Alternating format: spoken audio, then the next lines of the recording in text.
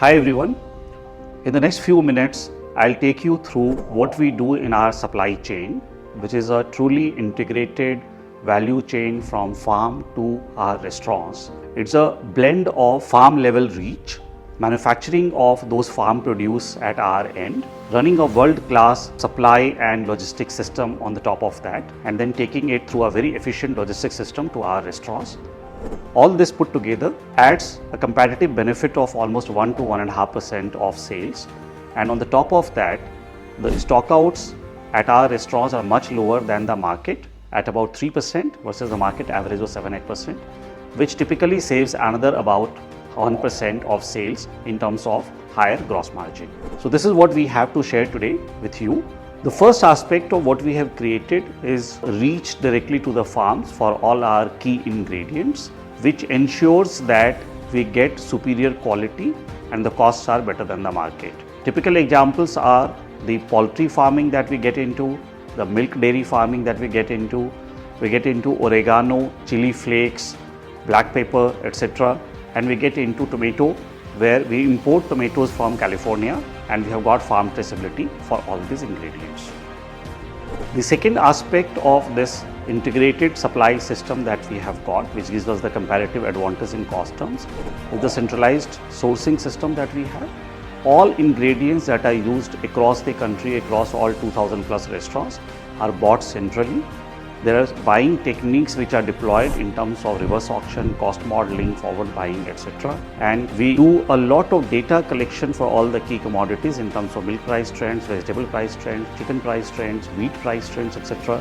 We have got teams on the ground which capture all these data points on a day-to-day basis, and we take buying decisions accordingly, giving us a significant benefit over the market. As you see on the screen, overall in the last 10 years, we have beaten the WPI food index significantly by having only about 24% kind of inflation versus 65% inflation in WPI food.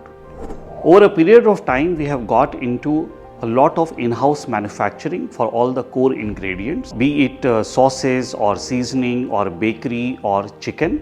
We do a significant part of that production in-house, while a good 20, 25, 30% is sourced from outside, making sure that our own factories are remaining to be competitive versus the suppliers in the market.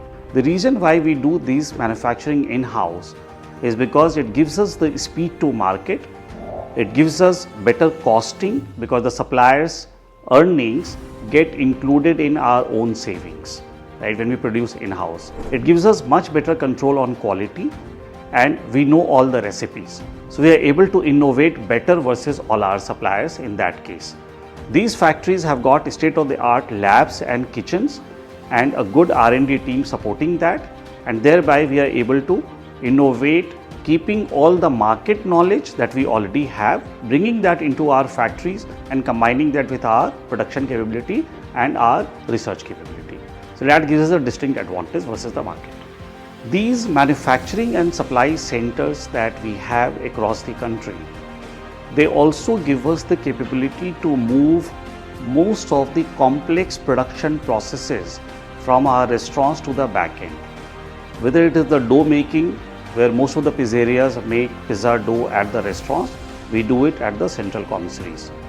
The chicken marination in Popeyes, that is done at the restaurant in many cases, we do it centrally. In the Chinese cuisine, the momos, the spring rolls, the boiling of noodle sides, etc., all that is done centrally. So that helps us simplify and standardize the restaurant processes, saves very expensive real estate which would have gone into it at the restaurants otherwise, and thereby makes it much simpler and much more cost efficient processes at the restaurant. Combining the grip that we have on the farm sourcing, on the manufacturing, on the backward kitchen, etc., as well as the R&D vertical that we have comprising of a set of food technologists and chefs built into it, what we deliver is superior food ingredients across all our brands. Whether it is continuous reduction in fat and calories and salt, whether it is traceability of materials, or whether it is no antibiotic ever. In Domino's, we offer 100% no artificial color flavor preservatives. All the ingredients are genuine. We have got this wheat-based edible pizza stools.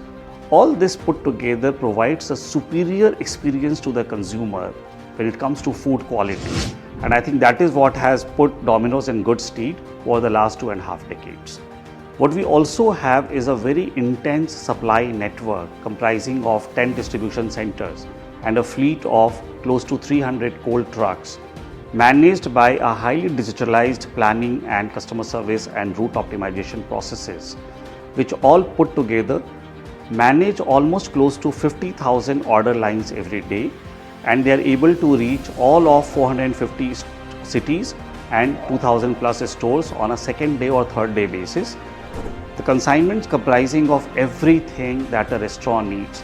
Restaurants are not allowed to buy anything locally, and a fill rate of 99.6% is maintained, while the logistics cost is better than the market by 2 to 3% of the food cost.